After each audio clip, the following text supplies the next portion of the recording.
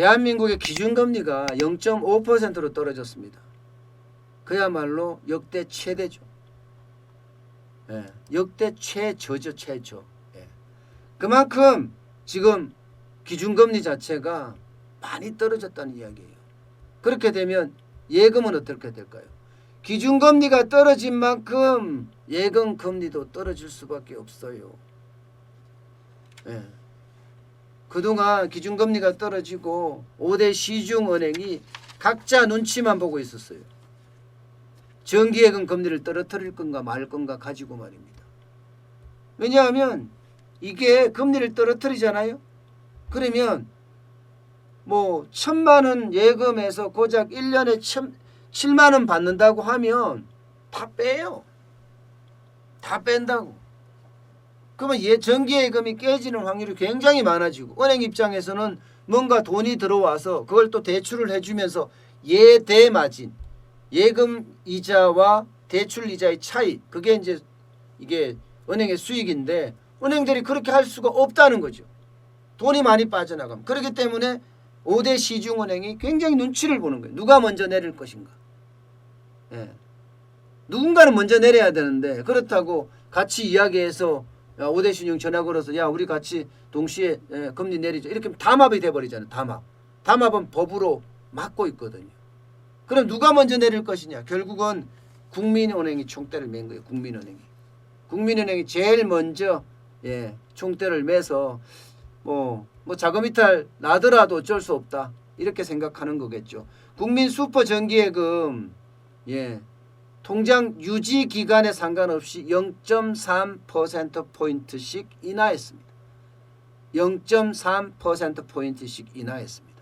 가상금리도 0.3%포인트씩 인하했고요. 그러면 금리를 0.3%포인트 인하했고요. 가상금리를 0.3%포인트 인하하면 전체적으로는 0.6%포인트가 인하가 된 겁니다. 예금이 그만큼 내려갔다는 거예요. 실제 계약 기간에 따라 좀 다르긴 하지만 1개월에서 3개월 미만인 상품은 0.6%에서요 0.3%로 낮아졌고요. 3개월에서 6개월 미만 상품은 0.7%에서 0.4%로 6개월에서 1년 미만은요 0.8에서 0.5 1년에서 2년은요 0.9에서 0.6 2년에서 3년은 1%에서 0.7 대부분 뭐 0.3%포인트 다 낮춰졌죠. 3년물도 마찬가지입니다. 1.05% 0.75%까지 쭉쭉 떨어진 거예요. 그러니까 지금까지는 통장 개설해서 이자를 받으면 연 최대 0.9%의 가상금리 0.9%를 줬거든요. 그럼 1.8% 정도 받았는데 이제는 뭐 불가능하다. 불가능하다. 이제 해봤자 0.3%포인트 떨어졌으니까 0.6, 0.6일 거 아니에요. 그럼 가상금리 합쳐서 1.2%포인트. 1,000만 원 넣으면 0.9%짜리 예금에 들었다 쳐요. 그러면 이자 소득대 15.4%. 이자 소득대가 15.4%입니다. 이자 소득세입니다. 소득세. 그렇게 되면요. 76,140원이에요. 76,140원. 그러면 1,000만 원 1년에 넣어봤자 76,140원. 1년에 말입니다. 그러면 1억을 넣으면 얼마나 되나요? 1억을 넣으면 10억을 넣어도 제대로 살기가 힘들다. 이자 생활자가 그만큼 없어진다는 그런 얘기가 되겠네요. 그죠? 아마도 그렇게 될 겁니다. 이게 이제 국민은행이 총대를 매서 이제 시작을 했습니다. 5대 시중은행, 신한, 우리, 하나, 농협 다 내릴 겁니다.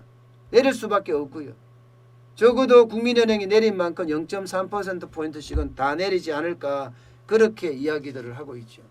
그렇게 되면 돈이 시중에 계속 나온다는 거예요. 이제 계속 나온다는 겁니다. 1년 미만의 정기예금 같은 경우야 유동성 자금으로 받잖아요. 그런데 2년 3년물은 사실 유동성 자금으로 지금까지는 안 보고 있거든요. 이게 이제 해지돼서 시중에 또 돈이 풀리면 시중에 돈은 점점 더 많이 풀립니다. 점점 더 많이 풀립니다. 그렇게 되면 이 돈이 어디로 갈 것인가 그게 대한 고민이 굉장히 많아질 거예요. 예. 앞서 제가 보니까 야 주가는 올라가잖아. 실물 경제 안 좋다는데 자꾸 그렇게 이야기하시는 그게 바로 이런 상황입니다. 정기예금 깨서요. 실제로 예, 주식시장에 돈이 많이 흘러가요. 아직도 흘러가요. 근데 지금 2000선이 훌쩍 넘어버리니까 사람들이 다 고민을 해요. 주식시장에 계속 있을까. 물론 그 중에는요. 금을 사거나 달러를 사거나 이렇게 재테크를 하는 사람도 있고요. 또 한 사람들도 있습니다. 이게 배당 주는 거 있잖아요. 배당을 많이 주는 주식 쪽으로 사람들이 많이 몰립니다. 실제로도 그렇게 하고 있고요. 왜냐하면 이자생활자 입장에서는 뭐 연금리 1,000만 원 넣는데 7만 원 준다고 하는데 이게 되겠습니까? 불가능하죠. 그러니까 이자생활자들 입장에서는요. 결국은요. 뭔가 재테크 할 수 있는 거 방법 그런 걸 계속 찾는 거예요. 그래서 배당주 많이 준다더라. 배당주 금리가 어떨 때는요. 지금 이자 소득세 2배, 3배, 심지어는 4배까지 되니까 배당주에다가 투자하는 사람들이 점점 늘어나고 있습니다. 근데 이게 위험성도 있어요. 배당은 계속해서 나올지 모르겠지만 주가가 빠질 위험이 있잖아요. 주가가 빠질 위험. 그죠? 그러니까 우량주에 대한 배당주 뭐 이렇게 우량 배당주 이쪽으로 자꾸 몰리는 그런 경향이 또 있고요. 또 하나는 지금 창업이 굉장히 많이 늘어나잖아요.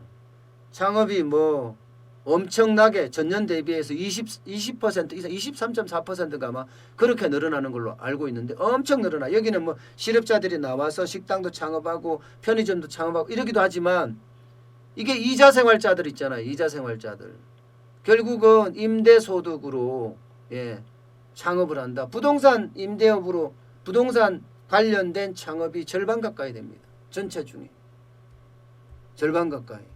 그러니까 뭔가 재테크를 할 수 있는 수단 그런 거를 많이 찾는다고 이야기를 할 수가 있습니다.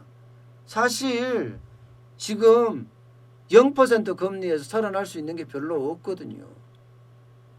그런데 돈은 벌어야 돼. 그러면 어떻게 되겠습니까? 그렇게 갈 수밖에 없는 그런 상황이에요. 자, 시중에 돈은 넘쳐나고 그 돈이 지금 어디로 움직일 것인가 투자처를 찾아주는 것도 참 좋은 방법인데 지금 정부는 어쨌든 간에 대기업의 벤처 캐피탈 회사를 허용을 해주면서 벤처를 좀 더 활성화시키겠다 이 방향으로 나오는 것 같아요. 투자처를요. 두고 봐야죠. 과연 이 벤처에 사람들이 많이 투자할 거냐. 동학개미운동 보니까요. 돈은 넘쳐나고 어딘가 가긴 가야 되겠고 그러니까 뭐 옆집 아줌마 장에 가니까 나도 똥장군이라도 쥐고 장에 가야지 그런 생각에 자꾸 주식시장에 많이 들어갔다고 하는데 그렇게 돼서는 안 될 것 같다는 생각 다시 한번 해봅니다.